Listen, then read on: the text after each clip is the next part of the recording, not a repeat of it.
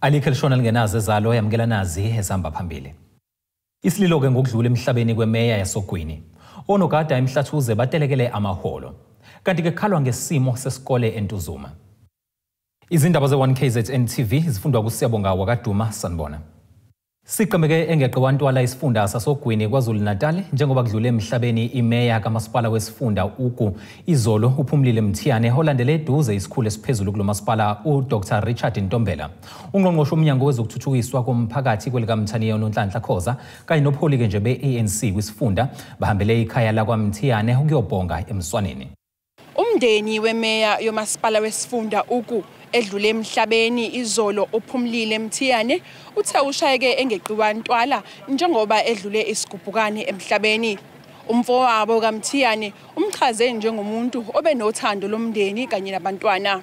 Kubuhlungu futhi kubuhlungu lokho engingazi ukuthi engathi kungaphejwa yini.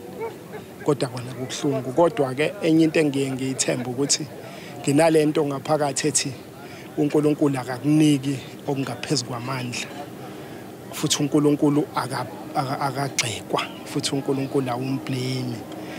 Ngithi konke okwenzekile bese kuvuma uNkulunkulu bengekahamba usisiziningi izigigaba zenzeka izinto ezibheke eceleni ephila siphila saphila ngesikhathi sodlame kuyalena lena saphila sadlule salikwazi kwaphila sambone strong ukuthi ahambe kahlungu kanje kusithusile.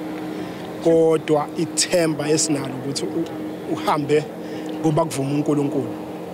Ushozi uthe uMthiyane ushiye emhlabeni abantwana bakhe kukhona nabasebancane kakhulu kubona. Ushile umfana wakhe omdala usihle alanywe umino alanywe uSim bese kuba amawela amancane. Wena engiwadabukela kakhulu asemancane cishe mhlasimpe aya lapha ko-8-10 kumanje angisho ukuthi understand lesimo esenzakalayo ukuthi angeke asaphinda ambone uma. Kanti ophiko lweANC lwabesifazane KwaZulu-Natal luthe luzumekile ngokudlula emhlabeni kukaMthiyane. Thina ukusilethelana ukuthi ke uComrade uphumlile ubeyilunga lePTT ye-African National Congress Women's League kwiprovince yaKwaZulu-Natal. Umuntu ke thina mangathi sithathe simbuke as umuntu odefine i-dedication. Lokho sisho ukuthi ubeyinikele kumsebenzi wakhe wobulungu bakhe as a PTT member yaKwaZulu-Natal. Comrade uphumlile represented what abomama Winnie Madikizela Mandela, abomama uSophie de Brain, abomama uCharlotte Maxeke spoke about mabekhuluma ngelungu la-African National Congress. Ungqongqoshe womnyango owezokuthuthukiswa komphakathi KwaZulu-Natal uNonhlanhla Khoza ehambisana nabanye ongqongqoshe besifundazwe uhambile wayobhonga emswaneni ekhaya lakaMthiyane ezingolweni. Siwumndeni wakwa-ANC siphinde sibe umndeni wa-government. Siqhemeke ngeqiwa ntwala ikakhulu ngokulahlekelwa iqhawe umama uMthiyane. Intokazi ebeliqhawe, intokazi usebenzele umbutho, intokazi esebenze ingakanikwa ngisho deployment. Umuntu asebenze ngokuthembeka. Sibona lokhu okwenzekile kuzo reverse nje ama gains wethu. Bese sibala sithi sizokweqa lapha seqe lapha. Kodwa ngokulahlekelwa uye namhlanje sibona konke kubuyela emuva ikakhulu ekwenzeni ngcono impilo zabantu. Ukhoza uphinde wadlulisa amazwi enduduzo emndenini wesikhulu esiphezulu sikamasipala ezidlule ngaphambi nje kafushane kokudlula emhlabeni kukaMthiyane. Siyacabanga ke ukuthi siya phambili ikhona inhloko nenhlasi ezovela. Kodwa okubuhlungu kade ngibuka nje abantwana bakhe ngithi umama wabantwana bawu5 as much as kade umndeni wethu si-African National Congress kodwa abantu abalahlekelwe kakhulu abantwana bakhe kukhona amawele nje uyabona ukuthi mancane kakhulu abantwana abasebancane abasasifuni isandla sikamama. So ke umndeni wale ikhaya ulahlekelwe kakhulu as much as silahlekelwe nathi kodwa umndeni ulahlekelwe kakhulu. Siyathemba nje ukuthi sizophola amanxeba ngokuhamba kwesikhathi kodwa akusophinda kufane. Kodwa ke sinalo ithemba lokuthi umasipala uzokwazi ukusimama uthathe imfundiso zakhe ngoba imfundiso zakhe ke manje sinqinqa wonke umuntu ukuthi akakhele phezukwazo ukuze sikwazi ukuphila abantu basogwini baphinde futhi bawathola ama service abafanele. Ushozi uthe inkonzo yesikhumbuzo kaMthiyane izoba ngoLesine ebese kuthi inkonzo yakhe yokufihlwa ibanjwe ngeSonto. Ezindabeni ze1KZNTV ngu-Ayanda Dube ngibika ngisezingolweni ogwini. Onogada benkampani iFreeman Security esebenza ke ukuqapha kwezikhungo zikamasipala uMhlathuze enyakatho neKamthania badube ukusebenza ke bangenela isiteleka bekhala ke ngokungaholelwa ngesikhathi. Labo nogada baphinde baveza ukuthi kusukela ke baqala ukusebenza basebenza ngomfaniswane owodwa nje vo kanti bagcine ke ukuhola ngenyanga kaLwezi ngonyaka owedlule. Babeke phansi amathuluzi okusebenza onogada benkampani iFreeman esebenza ukuqapha izakhiwo zikamasipala uMhlathuze. Labo nogada bakhala ngokuhola emva kwesikhathi nokuqhubha izinyanga phambili njengoba begcina ukuhola ngenyanga kaLwezi phecelezi uNovember. Sinezikhala eziningi kodwa okuyikhona khona namhlanje ukusilethela okwemali. Ziningi into abasithembise zona selokhu bafika abakwenzi. Njengamanje ngoba ngikhuluma uDisemba kasuholele. uJanuary asuholile sinenyanga ezu3 nje siqhuba phambili so sengaphezulu kwamandla lokho besithembisa bethi imali bazoyifaka kuningi masingakuvundulula ama-payslip asiwatholi asibhali imali ebhalwa amanye ama-securities asiholi ngesikhathi so nje kuningi esingakusho and abasitsheli lutho ukuthi kwenzakalani kwaphela bafuna sibe semasayithini ukuthi uhole noma uholela abanandaba nalokho so sekufiyela sikhathala khona azizile ukuzolwa le company isihlukumezile ayi kancane. Siyakhuluma nawe bomthembo sithi sicela silethele udirector usitshela ukuthi ezinye izinto akazoyikhuluma ukuthi ene kunjani njani kodwa emasayithini uyasihlukumeza mayefika unakho ukuthi ugumede bayifike esayithini umtshele ngenkinga obhekene nayo special mawubuye livini awuholi kufanele uze ulwe mina ngiye livini last year ngaye livini mangibuya bahola bonke abantu ngasala ngangahola ngaze ngathatha ucingo ngalifaka kumadlala ngamfonela baba kwenzakalani athi ubuse livini ngathi yes bengise livini yini ngaholi hayi athi ngiyayazi leyo nto le ngizobuya kuwe back akaphindanga wabuya baqhinqe ngaphandle kwezindlu zomkhandlu nalapho bebefuna izimpendulo kubaphathi benkampani ngokuhlukumezeka kwabo ngongaholi ngesikhathi njengoba begcina behola ngokuhlukana okunye abakhale ngakho ungabi nayo imfaniswano yenkampani njengoba sekuphele iminyaka emithathu njengoba ningibona nje ukuqala ngiqoke kanje uniform anginayo kwathiwa ngiyithengele ngathola ile half jersey kuphela okunye kwathiwa ngiyibonela ngaze noma ngoba ngimkhulu nomhlambi kwathi ugumeda ngiyithengele uniform okunye imali sigcine ngoNovember njengoba silambile imali lokho sagcina ngoNovember sihlukene enkampanini asiholi ngezinsuku ezifanayo khona abahola u10 khona abahola u20 abahola u20 abahlukumezeki njengathi asazi ukuthi le nto le yayixovwa yini amabonus awekho ngoba de kuDisember nje abasinokuthi sidleni ngoba imali sigcine ngoNovember futhi abakhathazi lokho akubakhathazi sihola imali engafani kuthiwa sino site supervisor emasayithini bahola 6000 thina sola 4.1 3.8 awumazi lo site supervisor wenza umsebenzi wakhe yini awazi ukuthi wani lo bhekelela ukusebenza kule nkampani nobezokhuluma nabasebenzi akathandanga ukuphendula ngezinkinga zonogada ezindabeni ze1KZNTV kubika uThabani Maphumulo eRichards Bay. Uhlaka olumela abazali besikole iBhekisisa High School eNtuzuma sebukhale ngenqalasizinda yezindlu zangasese nophahla lwamagumbi okufundela abathi ke akukho esimeni sokufundela abafundi osukwini lakusasa. Lokhu ke kuvele ngesikhathi iqembu Action South Africa kulesifundazwe lihambele izikole ezahlukahlukene ngenhloso yokuyobheka ukuthi engakubeke izikole zikulungele yini ukwamukela abafundi osukwini lakusasa. Njengoba usuku lakusasa kusuku lokuqala lokuvula kwesikole kunyaka u2023 abazali babafundi besikole iBhekisisa High School ezinze eNtuzuma sibekhale ngenqalazinda yesikole ababona ukuthi umnyango wezemfundo sowuthatha isikhathi eside ungazinaki izikhalazo zabo mayina nokulungiswa kwayo. Labazali bathokuswa ngonyaka odlule ngesikhathi sezikhukhula ezahlasela ngoApril kuningi kwalimala ngenxa yazi isikhukhula okubala nokuphazamiseka kwamanzi kanjani nokusebenza kwezindlu zangasese kodwa bakhala ngakho kakhulu unganakwa kwazo ukuze ihlale ihlanzekile. Sona isikole asikho esimeni isikahle, kuningi okonakele, especially njengoba kade kunama floods lawa ekhona, so isikole nje sonakele kakhulu. Uasbestos, ama toilet, ikhishi, konke nje amawindi, ikhishi la khona awuyalibona ukuthi akulona ikhishi elingaphekela izingane zidle nithemba ukuthi azizugula. So kuningi nje okonakele kulesikole, uma ugovernment engangenelela abe khona akwenzayo mhlambe singasizakala isikole. Iqembu Action SA kulesi sifundazwe belikade liqhuba uhlelo lokuhambela isikole ukubheka ukuthi ngabe zokulungele yini ukwamukela abafundi osukeni lakusasa. Umholi liqembu uthi ke izinto abasificile lesi sikole kazenelisi neze, ngakho uzoxhumana nomnyango wezemfundo ukubheka ukuthi izinto zimi kanjani mayelana nezinhlelo zokulungiswa kwazi kakhulukazi ingqalasisinda. Isikole manje seno asbestos.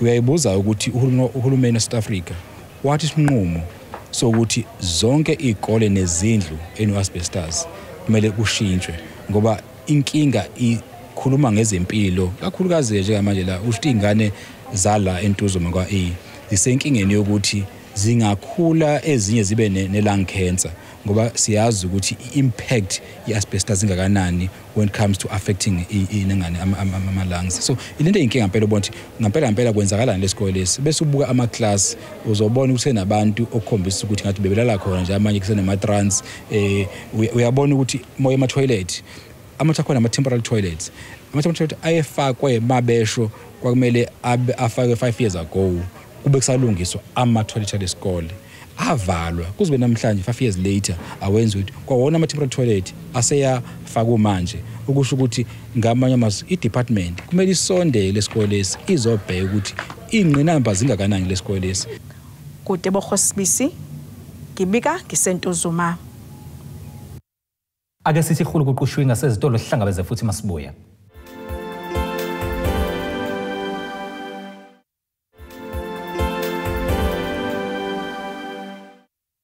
Asiphinde sibingelele sikwamukele embukeli nazi izindaba esithi yizo ezihamba phambili osukwini la namhlanje. Isililo ke ngokudlula emhlabeni kwemeya Yasogwini. Onogada EMHLATHUZE batelekile amaholo. Kanti ke khalwa ngesimo sesikole eNtuzuma. Kunxuswe abaqashi ukuba bazidedele izisebenzi ukuba ke ziyovota njengoba ke kuzoba khona ukhetho lokuchibiyela kumasipala umsunduzi kuward 28. Lolu khetho luza ngemva kokuxoshwa kwekhansela le-DA uLucky Naika owalahlwa yicala lokunukubeza ngokocansi. Isifunda iMoses Mabhida se-ANC sibize isithangamike sabezindaba lapho ke siveze khona ukuthi konke sekumi ngomumo ngalolu khetho. Usihlalo we-ANC kwisifunda iMoses Mabhida region umzimkhulu uThebola uthe konke sekumngomumo ukuba babungazo kunqoba kuwa 2018 njengoba kuzoba nokhetho lokuchibiyela. Singakusho ukuthi sidlule endaweni ezithile ebezibalekile zokukhethwa kwecandidate through experience yethu also nangembono esinayo njengombutho wesizwe sizizwa sikhuthala kakhulu ngoba abantu balana basamukele kahle ngamamazwi sikhethe icandidate labo nembono esiza nayo ukuthi yini esobe siyenza ukushintsha impilo zabantu la umphakathi walana uyasifuna. Ingakho sikusho ngesibindi ukuthi sesingenile la endaweni la eminyakeni u15 edlule bekuyindawo okwaziwa ukuthi indawo yokudlalela iDA. uThebola ukusho lokhu ngesikhathi benesithangami nabezindaba uthe ukusoqhulwini izinsiza zomphakathi. Ake ngilinganise ngoba phela inselelo zalana inselelo ze-service delivery. Uma kuthiwa kubonakala i-pothole ekhoneni elithile lomgwaqo, ikhansela le-DA lizofika liye emphakathini lithi u-ANC akafuni ukulungisa leyo pothole, ngakho linama-potholes ngoba umkhandlu walwa u-ANC. Kodwa the same councillor libuye livakashele eChase Valley, livakashele eMontrose, livakashele ePressbury, kufike kubonakala abantu bevala ama-potholes lapho. Ake naye ukuthi kuphethe ikhansela le-ANC lapho lendawo engizibalile, kuphethe amakhansela ezinye inhlangano kwakhethwa lapho ngokwentando yeningi. kodwa ngikusho ukuthi ama-services anikeza umphakathi ngendlela efanayo nangendlela elinganayo. Umphakathi wasemsunduzi wonke uthola ama-services. Uphinde wanxusa abaqashi ukuba badedele izisebenzi ukuba ziyovota ngosuku lwakusasa. Sithi kubaqashi kusasa noma ngolwesithathu ikakhulukazi uma kuwukuthi kukhona abahlala eWard 28 ekufaka ukuthi bezovota, siyabanxusa ukuthi babadedele. Okungenani babanike ithuba nje lokuthi bezosebenzisa ilungelo labo ngokwentando yeningi bafike bavote babuyele emsebenzini.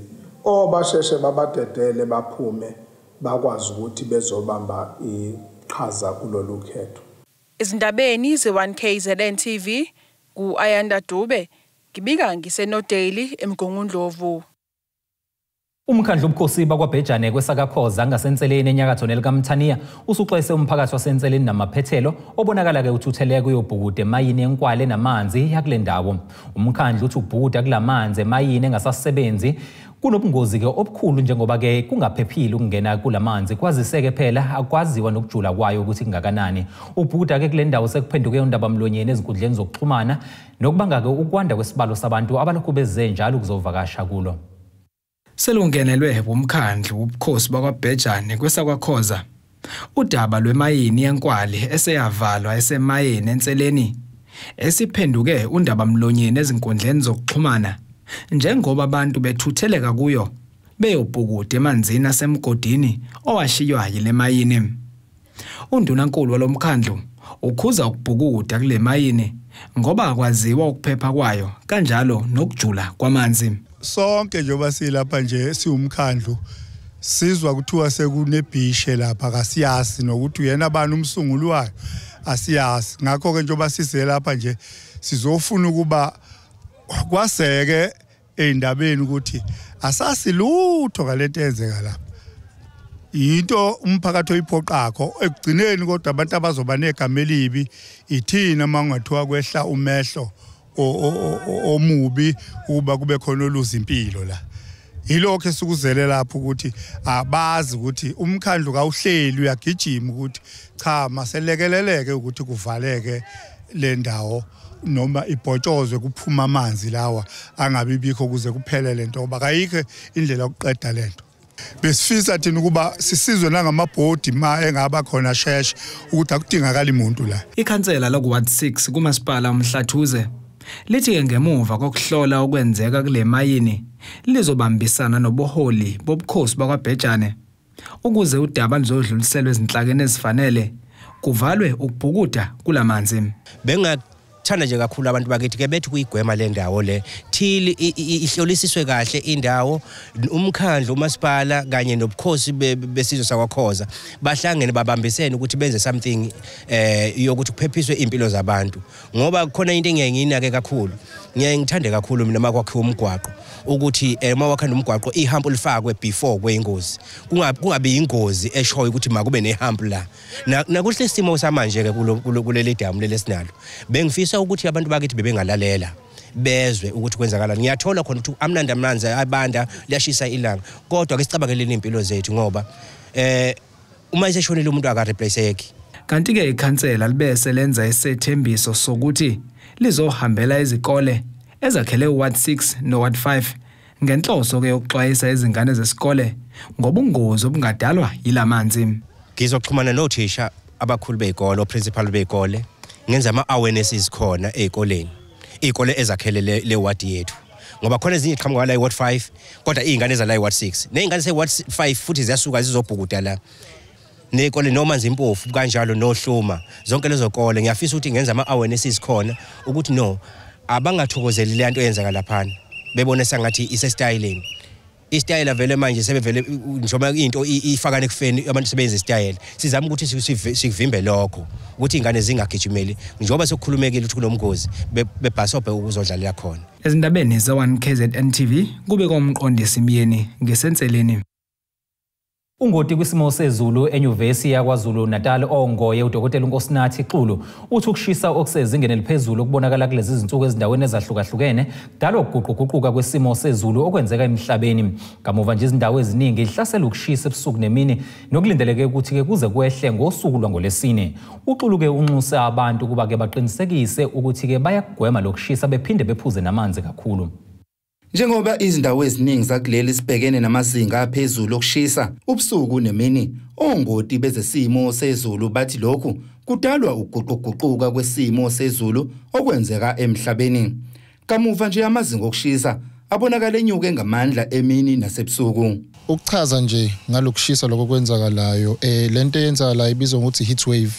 I-heat wave ke ukuguquguka kwesimo sezulu ukuthi kushisa kakhulu for izinsuku ezintathu. According to the definition ya South African Weather Service, maningi ama definition or incazelo zokuthi heat wave yini, kodwa thina sibenzisa le South African Weather Service. So sibonile ke bakhiphile ama forecast bakhiphile ukuthi kungenzeka ukuthi ngolesine ikona kuzoshisa khona kakhulu. So abhekile nathi ama models zethu ilanga lizoshisa kakhulu, sibonile na izolo namhlanje kuyashisa. So ilento ingaqhubeka kuze kwenzeke ulesine. Umhlaba phansi nawo is also warming up, uyashisa nawo. So ngokushisa kumhlaba phansi uma ama temperatures isimo sezulu seshintshile seqala ukuphola ebusuku, kuba ne-heating eqhamuka ngaphansi. Ingakho sinezinto ezifana namazolo ngoba isuyi temperature ingasafani eqhamuka ngaphansi eqhamuka nangaphezulu. So lokho kuyayikhoza ke effect. Lokho kushisa kwelanga kungaba nomngozi empilweni yomuntu, kanti umphakathi usuyalela ukuba uphuza amanzi kakhulu, uphinde ugweme nokusebenzela elangeni, okunye ugqoke izipahla ezifanele ukubhekana nalokho kushisa. Into egqugquzwayo ukuthi zenziwe ukuthi abantu abaphuze amanzi kakhulu, bahlale eindaweni ezinemthunzi, bengenza imisebenzi ezobenza bajuluke kakhulu, kakhulukazi abantu abadala. Kunesifo ekuthiwa hypothermia, engasho mhlawumbe kuthiwa ukugula okulethwa ukushisa kakhulu, kakhulukazi abantu abanoshukela, abantu abaneyinkinga nje ngokwemizimba yabo. So lento yenza ukuthi mhlawumbe uyibona ukuthi uphathwe ikhanda kakhulu makushisa, yenza ukuthi ushukela unyuke, ukhathale. So abantu bayagunyazwa ukuthi bahlale endlini, bahlale endaweni makuthi banawo ama air conditioner, bahlezi bewavulile, nokudriver futhi ukuhamba emgaqweni nakho kuyenza ukuthi eyesight yakhe affected, ungaboni makushisa, futhi kudla kakhulu no petrol makushisa ngoba usuke uvula ama aircon emotweni, nemoto isuke isebenza kakhulu. So bayagqugquzela abantu if bengasebenzela emakhaya basebenzele emakhaya, ngoba into ebalekile ukuthi uma kunezimo and ama models lawo asetshenziswa ososcience ebonakala ukusave impilo zabantu. Lokho kushisa ngaze kube ngconywana ngosuku lonke lwesine, kanti lokushisa kubonakala kuqonga ngamandla ngesikhathi zantambama uma selilozilahla kunina, nokuyinto engaba nomngozi kubantu. Ngabo 4:30 it was beku around 35 degrees Celsius. Into esingayijwayele sazi ukuthi mase kuphela usuku kuzoba ntambama ila ama temperatures ehla khona. Le khatho ibalayo ezingo3, it's called the time of maximum heating, like kushisa khona kakhulu. Kodwa ke uma ungasubuke ngisho namanje ekseni ngo10 o'clock bese ku 27 degrees, uyacabanga ukuthi mawusuya ko 3 o'clock or 4 o'clock kube sekushisa kakhulu, kuze kube ngcono mhlawumbe mase kuququbala ilanga. Kodwa nakhona nale effect ye ground heating yenyuka ebusuku nayiyona legcina isinyusa ilokhuza ama temperatures ukuthi ukushisa kubonakala ngathi akupheli. Cishe kuzo zonke izingxenye zezwe ukushisa kudla lobi nokushiya umphakathi ubhekene nenkinga yokushisa. Ezindabeni ze1KZNTV kubika uThabani Maphumulo edlangezwa. KZN siphinde sithi khulu uqhushiwe ezitolo sihlangabeze futhi masibuye.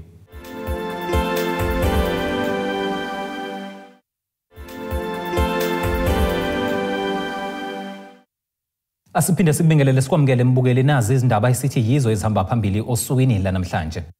Isililo ke ngokudlula emhlabeni kweMeya Yasogwini. Onogada EMHLATHUZE batelekile amaholo. Kanti ke khalwa ngesimo sesikole eNtuzuma. Ake sibheke engosini yezomnotho.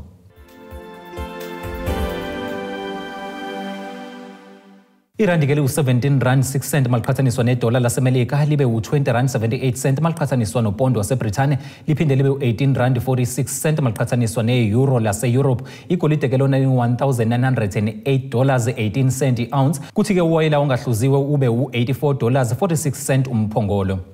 Ake sibheke engosini yezemidlalo.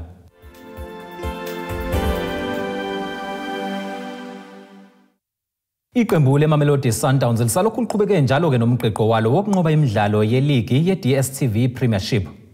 Leli qembu lendlalele umdlalo walo obhekwe ngabovu neKaizer Chiefs ngokushaya iSuperSport United ngegoli elilodwa eqandeni kumdlalo ke obuseLotus Versfeld Stadium izolo kusihlwa. Igoli ke labafana besitayile elivalelwe enethini nguNeo Mayama. Ngokunqoba ke kwaleli qembu selizivulele igebe lamaphuzu ali-14 esicongweni ilandelwa ke iRichards Bay United kwindawo yesibili. Ake sibheke isimo sezulu.